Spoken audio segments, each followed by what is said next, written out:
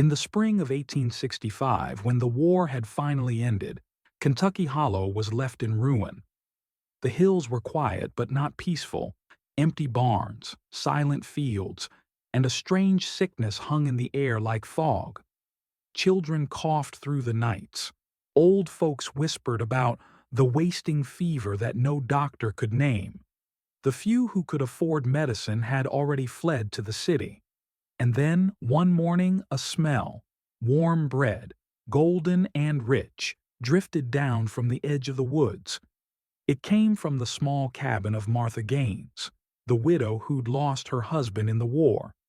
No one paid her much mind before, but soon word spread that she was baking something that brought back strength to those fading away. The first loaf had been made for Eli Turner, a boy of 10 who hadn't risen from bed in a week. His mother had come to Martha's door weeping. Martha, tall and pale, with hands worn from kneading dough, simply nodded and said, "Take this loaf. Warm it by the fire, slice it thin. Say a prayer before each bite by dawn." Eli was sitting up. By nightfall, he asked for another piece. Word traveled faster than the creek current.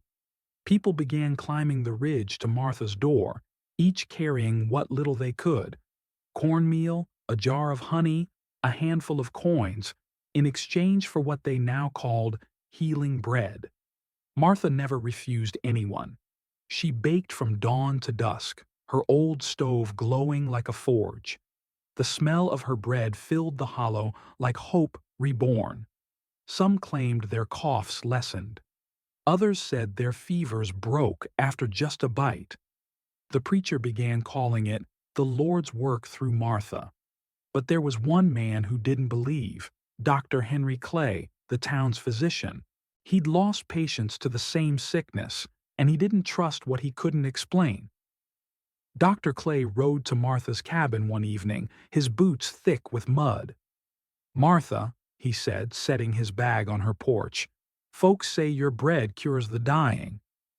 "What's in it?" Martha didn't look up from her dough. "Flour, yeast, water, and faith." He frowned. "Faith don't stop fever." She met his eyes then, calm and sad. "Maybe not. But it feeds the will to fight it." Dr. Clay left unconvinced, but curious. He took a loaf home for testing. When Dr. Clay cut into the bread, he found a faint shimmer inside the crust, something not of flour. He ground a piece under his glass lens. What he saw puzzled him. Tiny crystals, like ground mineral salt mixed with crushed herbs. That night, he rode back to Martha's home. "What are these specks, Martha?" he demanded. She hesitated, then whispered, "Ash. Just a trace." "Ash?" "From those we've lost. It keeps their love alive in us." Dr. Clay's face went pale. The revelation spread quietly but swiftly. Some refused to believe it. Others whispered that Martha used the ashes of the dead in her bread.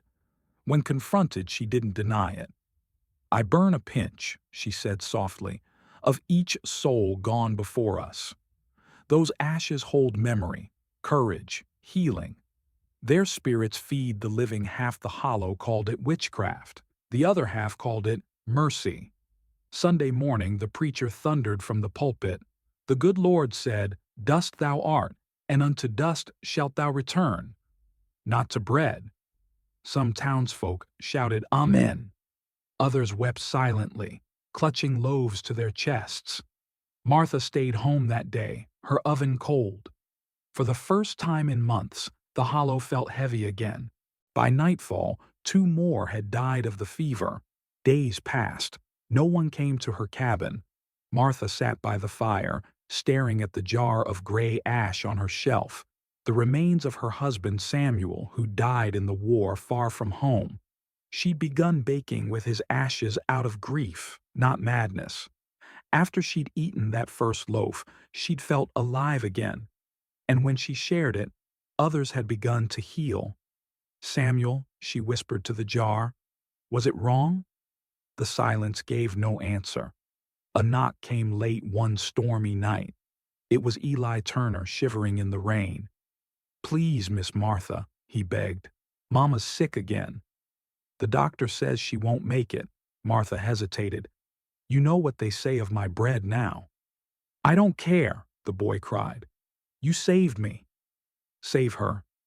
Martha's hands trembled as she turned toward her oven. Martha mixed flour, water, and salt. But this time, she added 2 ashes, one from her husband, one from Eli's father, who died months before.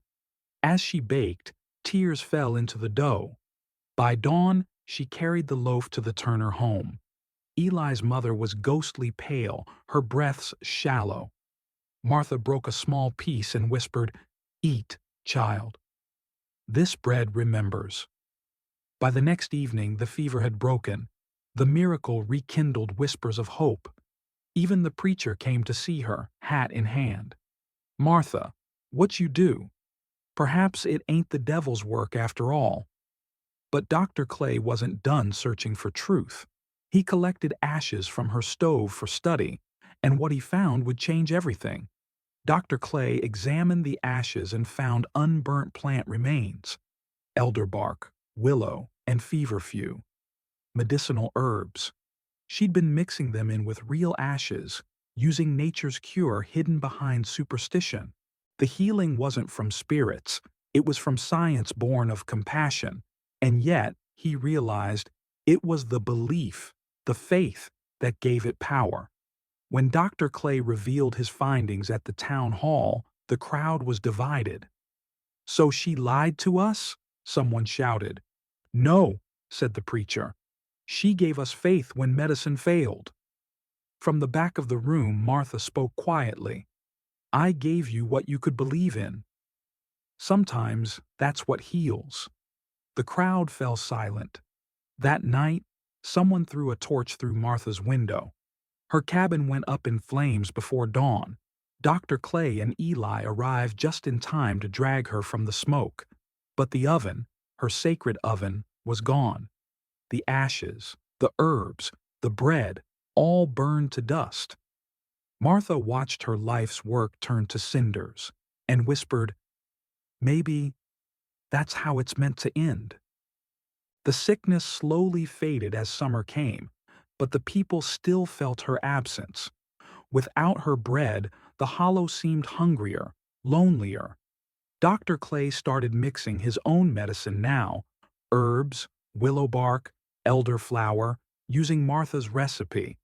But he could never replicate her warmth, her faith, her strange magic. The hollow began to remember her not as a witch, but as a healer who cared too deeply. Weeks later, while sifting through the ruins of her cabin, Dr. Clay found a tin box beneath the stove.